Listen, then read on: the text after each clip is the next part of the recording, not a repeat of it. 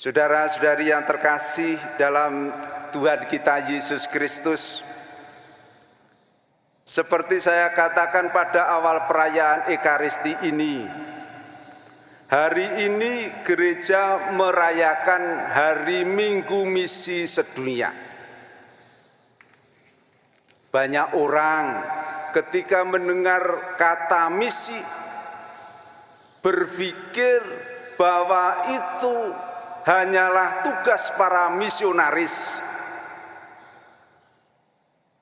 Pemikiran seperti itu tidak tepat sama sekali. Memang ada imam, suster, bruder yang dipilih secara khusus untuk menjadi misionaris. Tetapi kita semua umat yang sudah dibaptis mempunyai tugas untuk mewartakan Injil kepada semua orang. Saya ulangi, kita semua yang sudah dibaptis mempunyai tugas untuk mewartakan Injil kepada semua orang, terutama kepada orang-orang yang belum mengenalnya.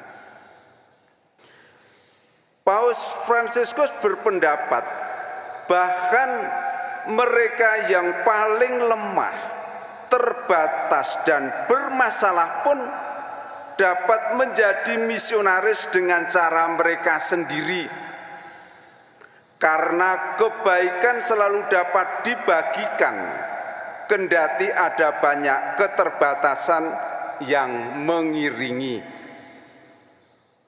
Jadi Tuhan Yesus memanggil kita semua, Anda dan saya, untuk terlibat dalam karya misinya.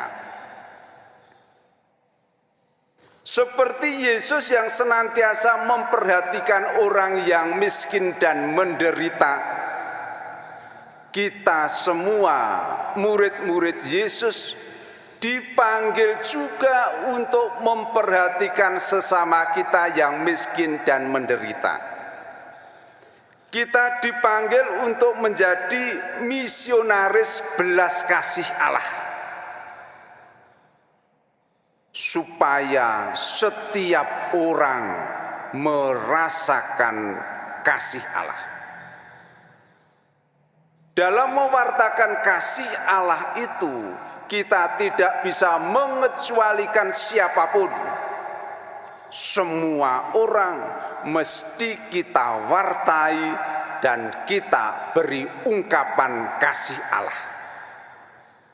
Dengan demikian kita menjadi misionaris belas kasih Allah.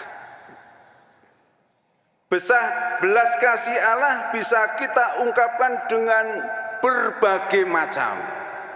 Kita bisa hadir kepada saudara-saudari kita yang sedang dalam kesedihan, yang sedang dalam kesepian, dengan membawa penghiburan.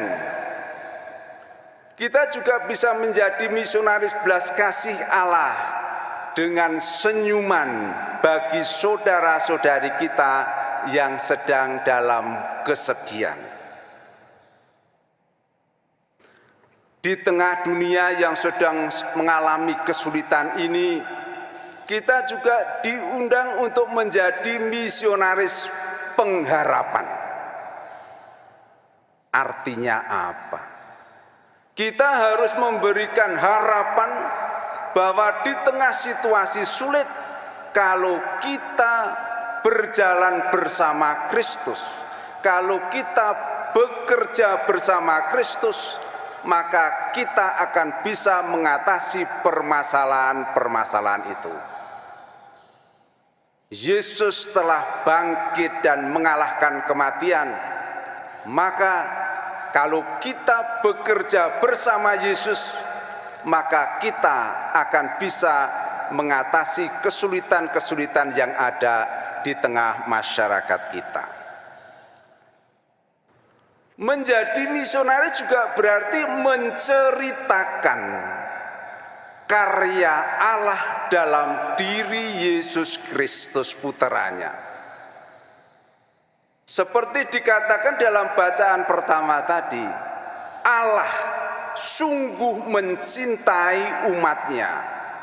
Ia mengumpulkan umatnya yang tercerai-berai. Ia menuntun umatnya di jalan yang rata dan membawanya ke sumber air yang jernih. Allah melakukannya itu dalam diri Yesus Kristus putranya. Yesus mempunyai empati yang sangat besar kepada orang-orang yang menderita. Ia selalu berusaha meringankan penderitaan sesamanya. Seperti kita dengarkan dalam bacaan Injil tadi, mendengar Bartimeus yang berseru meminta supaya dibuka matanya, Yesus melakukannya. Maka sebagai murid-murid Kristus, kita perlu menceritakan kebaikan Allah itu kepada semua orang, termasuk mereka yang belum pernah mendengarnya. Kalau di antara para pendengar itu akhirnya ada yang percaya dan mengikuti Kristus, syukur kepada Allah. Tetapi kalau mereka tidak mau, kita tidak perlu memaksa sama sekali. Para pendengar itu setidaknya pernah mendengar kisah tentang Yesus dan perbuatan-perbuatan baiknya, sehingga memungkinkan mereka juga untuk meniru tindakan-tindakan Yesus itu. Kita juga bisa menjadi misionaris dengan tetap menjalankan peran kita sehari-hari, yaitu dengan melakukan tindakan-tindakan sederhana dengan cinta yang luar biasa. Suster Teresia dari kanak-kanak Yesus menjadi contoh bagi kita. Sebagai seorang suster di biara Karmel tertutup, dia tidak melakukan perbuatan-perbuatan besar, tetapi ia menjalankan tugas-tugas yang dipercayakan kepadanya dengan penuh cinta, dengan cinta yang sangat besar, dan mempersembahkannya bagi para misionaris yang bekerja di tanah-tanah misi.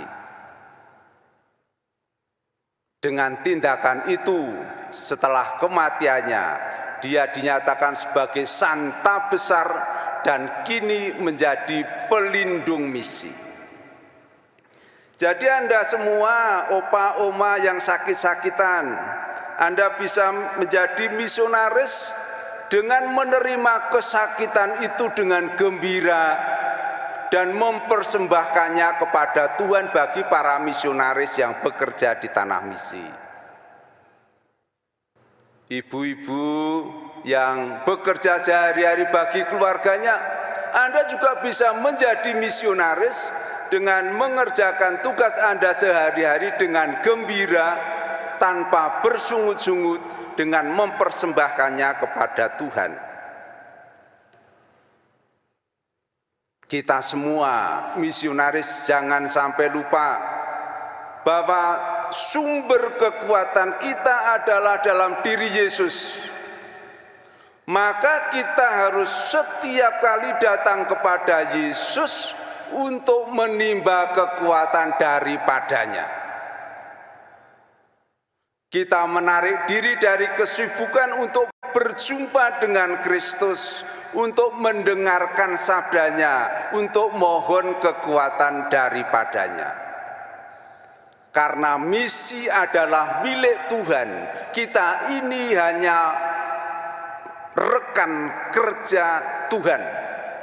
Maka jangan sampai kita melupakan perjumpaan dengan Tuhan. Di sanalah kita menimba inspirasi dan kekuatan daripadanya. Semakin banyak seorang misionaris menimba kekuatan dari Tuhan dan merasakan kasih-Nya, hatinya akan semakin berkobar-kobar untuk mewartakan Kristus itu. Orang yang telah mengalami kasih Kristus tidak bisa diam dan hidup hanya bagi dirinya. Ia terdorong untuk membagikan kasih itu pada semua orang, agar semua orang merasakan kasih Allah. Saya mau mengakhiri homili ini dengan menyapa kaum muda. Hai kaum muda, berikanlah, kamu akan bahagia karena hidupmu menjadi berkat bagi banyak orang. Amin.